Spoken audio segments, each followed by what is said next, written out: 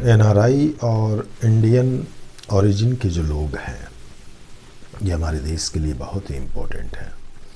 NRI उनको बोलते हैं जो हैं तो भारत के नागरिक लेकिन भारत में निवास नहीं कर रहे हैं, भारत के बाहर किसी भी देश में वो किसी भी पर्पस से, बिजनेस के पर्पस से, जॉब के पर्पस से, एजुकेशन के पर्पस से, है ना, एक निश्चित अवधि से अधिक वो साल भर में निवास करते हैं। मूल रूप से समझिए कि अनिवासी भारतीय एनआरआई वो हैं जो भारतीय नागरिक हैं लेकिन भारत में निवास नहीं कर रहे, और भारतीय मूल के लोग वो हैं जो कभी भारत के नागरिक थे लेकिन अब भारत के नागरिक नहीं हैं, किसी और देश में बस गए हैं और वहीं की नागरिकता उन्होंने हासिल कर ली है। वो या उनके पूर्वज, है ना, ये सब भारतीय मूल के लोग कहलाते हैं, पर्सन ऑफ इंडियन ओरिजिन। ये दोनों ही लॉबी जो है देश के लिए बहुत ही बड़ी इम्पोर्टेंट, एक बड़ी जनसंख्या इनके जो है देश से बाहर रहती है। एक बड़ी मात्रा में अनिवासी भारतीय जहाँ भी रहते हैं, अगर वो जॉब कर रहे हैं तो कंट्री के अंदर विदेशी मुद्रा वो बेचते हैं, जिसका लाभ हमें विदेशी व्यापार में मिलता है। एक बड़ी लॉबी उनकी वहाँ जो होती है, बड़ी पॉपुलेशन जो होती है, तो राजनीतिक रूप से वो काफ़ी महत्वपूर्ण होते हैं। वहाँ की सरकारों पर इनका काफ़ी ओपिनियन का प्रभाव होता है। तो इस ओपिनियन का इस्तेमाल कर उनकी डिप्लोमेटिक रिलेशंस को, उनकी पॉलिसीज़ को अपने फेवर में हम बना सकते हैं। वहाँ के गवर्नेंस में जो है अपना एक इन्फ्लुएंस पैदा हम लोग कर सकते हैं। भारतीय मूल के लोग आपको पूरे विश्व के अंदर फैले हुए हैं और कई जगह, कई कंट्रीज़ के अंदर जो है आपको वो महत्वपूर्ण राजनीतिक पदों पर है। जैसे ब्रिटेन के पीएम जो हैं अभी भारतीय मूल के ही व्यक्ति हैं। तो इस तरह के लोग जो हैं जो अन्य देशों में महत्वपूर्ण राजनीतिक पदों पर हैं, आपको वहाँ के शासन अध्यक्ष हैं या आपको वहाँ की पार्लियामेंट में, वहाँ के एग्जीक्यूटिव में महत्वपूर्ण जिम्मेदारी निभा रहे हैं, तो उनके रहने से सरकार को जो है उन देशों से अपने राजनयिक संबंध, डिप्लोमेटिक रिलेशन बेहतर करने में मदद मिलती है। एक जनरल एटीट्यूड, एक मिट्टी के प्रति जो उनका झुकाव होता है, तो भारत के प्रति उनका एक सॉफ्ट नज़रिया डेवलप करती है।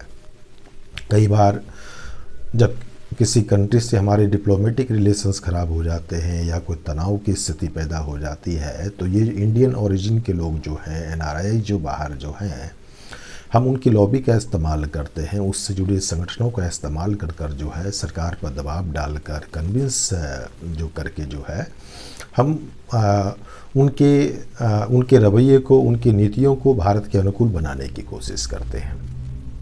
इस तरह के भारतीय मूल के लोग, एनआरआई, है ना, आपको बड़ी मात्रा में आपको विदेश की, अन्य देशों की आपको टेक्निकल संस्थानों में, रिसर्च संस्थानों में, है ना, या वो स्पेस का क्षेत्र हो या बायोटेक का क्षेत्र हो या एटॉमिक एनर्जी का क्षेत्र हो, बहुत सेंसिटिव एरिया में बहुत महत्वपूर्ण जिम्मेदारियां निभा रहे हैं।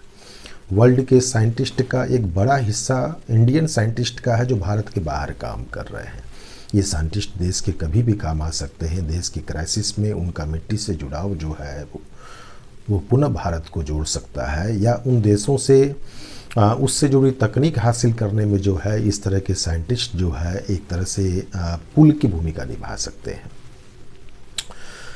ये बहुत सारे भारतीय मूल के लोग जो हैं, जो विदेश में बस गए हैं, वो काफ़ी धनी हो चुके हैं, काफ़ी कैपिटल है उनके पास इन्वेस्ट करने के लिए। उनको आकर्षित कर जो है भारत में इन्वेस्टमेंट को बढ़ा सकते हैं या इन्वेस्टमेंट के अनुकूल माहौल बना सकते हैं। इस तरह के लोग प्रोफेशनल्स भी हैं, एक्सपर्ट भी हैं।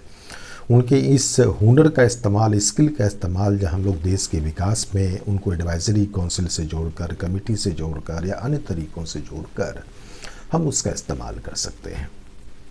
इस तरह के लोग जितने भी होते हैं, भारत की जो ग्लोबल छवि है, एक भारत जो इंटरनेशनल लीडर बनने की जो कोशिश कर रहा है, उसके लीडर बनने की कोशिश में इस तरह के लोग जो हैं आपको भारत के प्रयासों को गति दे सकते हैं, सपोर्ट दे सकते हैं, या वो फाइनेंशियल सपोर्ट हो या पॉलिटिकल सपोर्ट हो या अन्य तरीके का सपोर्ट हो, उसका भी फ़ायदा देश को मिलता है। जब देश में क्राइसिस की स्थिति आती है, कोई आपदा आती है, डिजास्टर आता है, कुछ भी इस तरह की चीज़ें आती है, ये भारतीय मूल के लोग हैं या अनिवासी भारतीय हैं, इनकी मदद जो है सबसे पहले हमें मिलती है, क्योंकि इनका जुड़ाव कहीं ना कहीं भारत से जुड़ा होता है। तो इसलिए आपको जो भी एनआरआई या भारतीय मूल के लोग जो हैं वो देश के लिए इम्पोर्टेंट हैं। देश के बाहर देश के कल्चर के विकास में, फैलाव में, इंडियन कल्चर, हम कहीं भी चले जाएं, जहां भी इंडियन ओरिजिन के लोग होंगे, एनआरआई होंगे, हमें वहाँ भारतीय फूड है, इंडियन कल्चर है, इंडियन त्यौहार फेस्टिवल की झलक आपको मिल जाएगी। तो एक तरह से इनके माध्यम से इंडियन कल्चर जो है एक ग्लोबल रूप हासिल करता है, पूरे विश्व के अंदर फैलता है, भारत की एक ग्लोबल पहचान बनती है। कोई भी नकारात्मक छवि भारत की विदेशों के अंदर अगर बनी हुई है तो उसको ठीक करने में इस तरह की कम्युनिटी का बहुत बड़ा रोल होता है।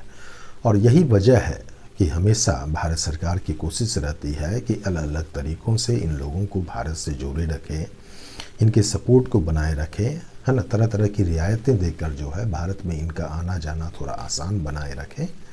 इसलिए भारत सरकार आपको समय समय पर आपको कोशिशें करती रहती है, अलग से मंत्रालय बनाना, इनके लिए अलग से एक दिवस आयोजित करना, समारोह आयोजित करना, और भी बहुत तरह के इनिशिएटिव सरकार ने लिए हैं। उसका पर्पस यही है क्योंकि ये भारत के लिए बहुत ही इम्पोर्टेंट है। तो फिर मिलते हैं अगली क्लास में।